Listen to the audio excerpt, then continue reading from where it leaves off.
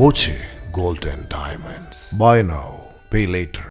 പരമ്പരാഗത മാലിന്യങ്ങൾ നീക്കം ചെയ്യപ്പെട്ട ഒറ്റപ്പാലം ഖരമാലിന്യ സംസ്കരണശാല ആധുനികവൽക്കരിച്ചു. പദ്ധതികൾ 18 വൈകിട്ട് 4 മന്ത്രി എം പി രാജേഷ് ഉദ്ഘാടനം ചെയ്യും. പനമണ്ണയിൽ 2.42 ഏക്കർ ഭൂമിയിൽ 1990-ൽ തുറന്ന പ്ലാന്റിന്റെ 50,000 ക്യൂബിക് മീറ്റർ മാലിന്യമാണ് ഉണ്ടായിരുന്നത്. ആദ്യഘട്ടത്തിൽ 9,000 ക്യൂബിക് മീറ്ററും രണ്ടാം ഘട്ടത്തിൽ 20,100 ക്യൂബിക് മീറ്റർ മാലിന്യവും ബയോ മൈനിംഗ് നടത്തി തരംതിരിച്ചു നീക്കിയതായി ചെയർപേഴ്സൺ ജാനകി ദേവിയും വൈസ് ചെയർമാൻ കെ രാജേഷും സെക്രട്ടറി AS പ്രദീപും അറിയിച്ചു.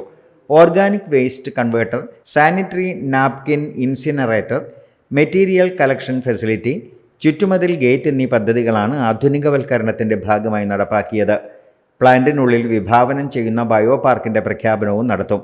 മനസ്സോടിത്തിരി മണ്ണ് പദ്ധതിയുടെ ഭാഗമായി നഗരസഭയ്ക്ക് സൗജന്യമായി ഭൂമി വിട്ടു നൽകിയ പ്രേമ വത്സലയെയും മുഹമ്മദ് ഷംസുദ്ദീനെയും ആദരിക്കും.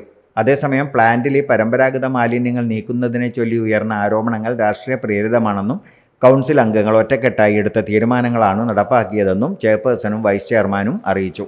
30 വർഷമായി എടുത്തിരുന്ന മാലിന്യങ്ങൾ ഇവിടെ സംസ്കരിക്കുകയും അത് മല പോലെ കൂടിക്കിടക്കുകയും ചെയ്തിരുന്നു. ഒന്നാം ഘട്ടം ആദ്യം മാലിന്യ സംസ്കരണം നടത്തി ബയോമൈനിങ് ചെയ്ത് പ്ലാസ്റ്റിക് വേർതിരിച്ച് പ്ലാസ്റ്റിക് കയറ്റിപ്പോയി. രണ്ടാം ഘട്ടവും നമ്മളിപ്പോൾ പൂർത്തീകരിച്ചിട്ടുണ്ട്. മൂന്നാം ഘട്ടം പ്രവൃത്തി ചെയ്യുന്നതിന് വേണ്ടിയിട്ടുള്ള ഫണ്ട് നീക്കി വെച്ചിട്ടുണ്ട്.